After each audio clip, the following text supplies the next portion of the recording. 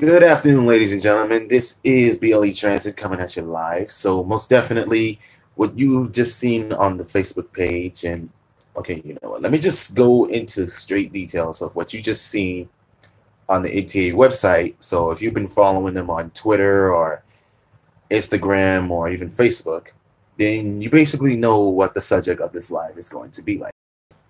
Now let me direct you to these train timetables that I still have here. Okay, so as you all know that we have the A division, which is basically these guys. So we have the 1, 2, and 3 at the train timetables here. So we have the local and the 2 expresses. And for all you fans know that we used to have the 9 train. Then we move on to the east side of Manhattan, where you have these 3, where you have the same thing, 2 expresses and 1 local. Now, but the real deal here is, I can't believe I'm actually doing this right now, but let me just get down to it. So as you can already tell that CBTC is being installed in the Flushing Line. When I was going towards the train of many colors this past March, I actually got a preview of one of the green blinking signals right there at Main Street. And it worked out fine just for that one day. So upon my journey of visiting the Corona Yard, I started thinking to myself, would CBTC be helpful to the Flushing Line? Part of me is saying yes, but the other half is, well, kind of undecided. Because as you guys know that there have been, talks about CBTC being installed on the Flushing Line. Now, as you guys know that with the 7 train, it's had many problems that I can't even, count. As a matter of fact, I lost count of how many problems it has. But let's get to the real deal here. Now, if you use the 7 train every single day, and if it's your main line of transportation, and as you can see here, I have this. This is the line that we're talking about. This is the Flushing Line, which, as you all know, it's nicknamed International Express because of the big melting pots that it has. It goes through many neighborhoods here in Queens, New York. Now, with the extension towards 34th Street Hudson Yard, it's given passengers access to the Jacob Javits Convention Center on the west side of Manhattan because, back in the day, you used to ride the M34, which was back then local stops all the way to the west side of Manhattan. So now that you have the M12, you have the M34 select bus service, and now you have the 7 train because of the development that's going along Hudson Yards. But the real deal here with the 7 line is that we're experiencing so many delays and cancellations towards Manhattan because I can already tell because those passengers are fed up because the Flushing Line is the main artery between, either Sunnyside, Jackson Heights, or even Elmhurst for that matter. But with the 7 train, back in the day, it used to be a line that I used to go to as a comfort zone. And with the Redbirds and combination of R36WF and R30s is like, I miss those riding the Redbirds all on the 7 line because, I used to go to Queens a lot. So, okay, let me see. Let me just go to the comments. Yeah. I don't know how long the live stream is going to be. Okay, hey, Jessica, for those of you guys that are tuning in. Yeah, so right now, yeah, for all of you who are asking how I'm doing, yeah, thank you for asking that because you're one of the rare comments who rarely asks how I'm doing. So I'm doing fine. But right now, I'm pretty much peeved of what the MTA is doing to the Flushing Line because right now, this is the subject that we're talking about. It's gone through many delays and cancellations of service towards Manhattan. Now, when the queue used to go towards Queensboro Plaza before the 2nd Avenue opened up, it used to help out the end going towards Astoria. Whenever there was no service on the 7 past Queensboro Plaza, then the Q train would come in during the weekends and was extended beyond 57th Street. But now that the Q goes up 2nd Avenue, the W train comes in during the weekends and helps out the N train doing the exact same thing that the Q train did before it came back in service 2 years ago. So the whole deal with the Flushing Line, I mean, it's pretty much isolated because it doesn't share any trackage with any other IRT subway lines. I mean, The one train, 2, 3, 4, 5, and 6, they're all connected to each other. Whether you're going towards the Bronx or Lower Manhattan or even Brooklyn. So sometimes if the 5 train has a problem on Lexington, it has a way out.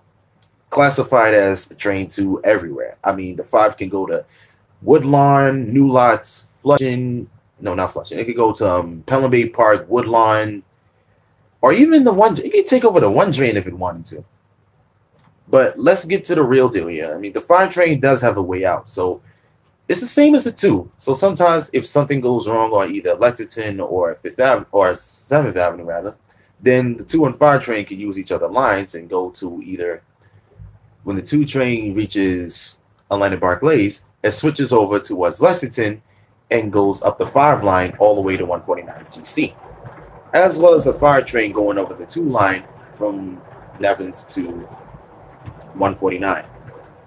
But with the 7 train, it definitely it's a line on its own. It doesn't have any other trackage it shares. I mean, it does share a little switching station with the N and W, but yeah, because of this because of width restrictions, it can only run light when it's exchanging equipment from Coney Island Yard. So that's how the 188s got there. But honestly, the Flushing Line has been suffering many problems. I mean, it's a sad, sad truth. But what I've been observing with the Flushing Line, it's not good. It really isn't. I mean, with so many cancellations and the installation of CBTC, when is the line actually going to function the way it used to back in the 90s? You see, 20 years ago, we didn't put up with this. We had Redbirds, we had 62As running on the line, and everything was fine. Everything was blissful. You know, it was like a paradise. You can go to the Flushing Line and go to any stop along the stations and just be happy, you know? Just enjoy the ride back and forth. Whether if you just wanted to ride it end to end all day or just, you know, just spend some time clearing your thoughts, just riding the Redbirds or 62As every day. But right now with the R188s and conversion sets, it makes the line look absolutely freaking terrible. Now, I have nothing against the R188s. Don't get me wrong. I mean, when the first R188s came into service, the rail fans came out by the dozens. I even got my first ride from Grand Central that day, and I actually caught some of the Sea Beach line because around that time they was prepping them for service back in 2013 or 2014 for that rather. But right now, 5 years later, it seems to make things worse because I've seen so many videos on YouTube, and there's countless videos that I've seen of when Queensboro Plaza, that whole entire platform of the upper level was entirely flooded with passengers because there was no service going to Manhattan. There was no shuttle buses, nothing lined up. I mean, what the hell is the MTA doing with this line? I mean, with over 472 stations and 1 billion passengers that we get each and every year, you thought we would have some help, but no. This is what they get for thinking with their asses instead of their brains. That's because they have crap on their breath. But honestly, they need to do something about this line because the passengers are getting fed up. And not just myself, but I'm sure every single one of you who are watching this video right now are pretty much fed up with this line in general. Now, when we ran the train of many colors this past March, everything was fine. It took me back to the days of when the 7 train was blissful. It was the one line that I always wanted to visit it. Sometimes I even, you know, like missed out on a couple of days of school. You know, I admit I did cut school just that one time just to ride the Redbirds on the Flushing Line, just to get the gist of it all the way to Main Street. But now, I mean, it's gotten that bad. I mean, I don't even want to deal with the line anymore. It's terrible. It's falling apart and everybody knows it.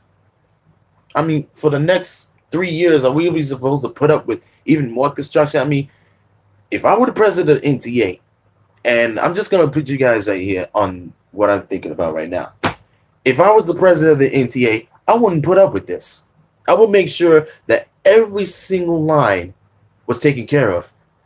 That means if there was a disruption of, like, if there was a broken rail, I radio the nearest line superintendent and tell them, hey, I need some help. I need you to get those guys down there with the work trains and repair that line before we get the rush hour from hell.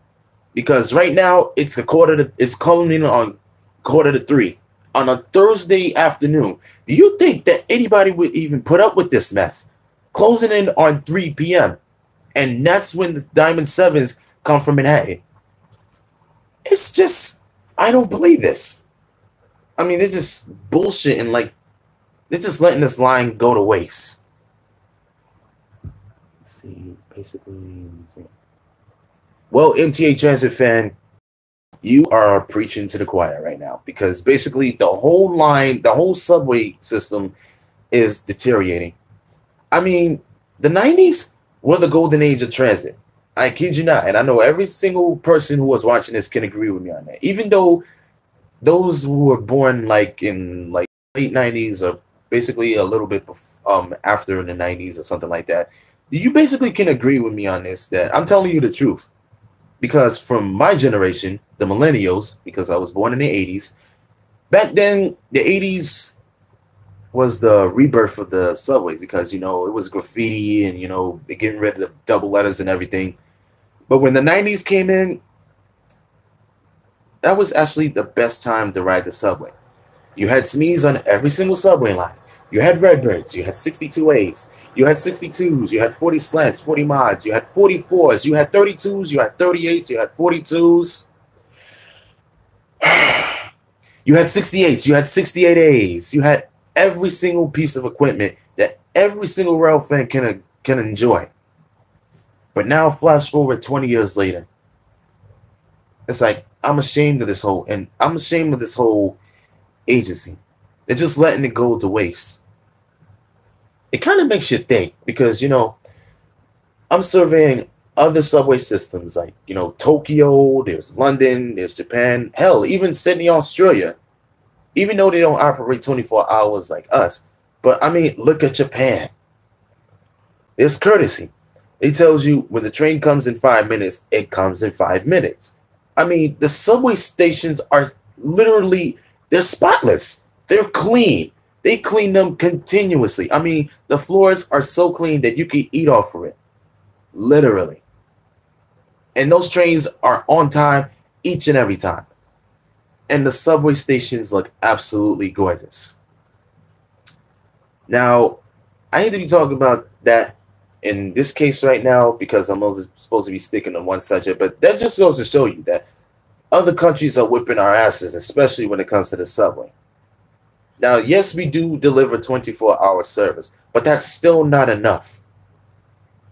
Because even when it's like with the bus system, you know, you get a brand new piece of equipment and it constantly breaks down. And I know the subway yard, Corona yard, they do everything they can to keep everything moving on the flushing line, but that's still not enough. They've got to do more.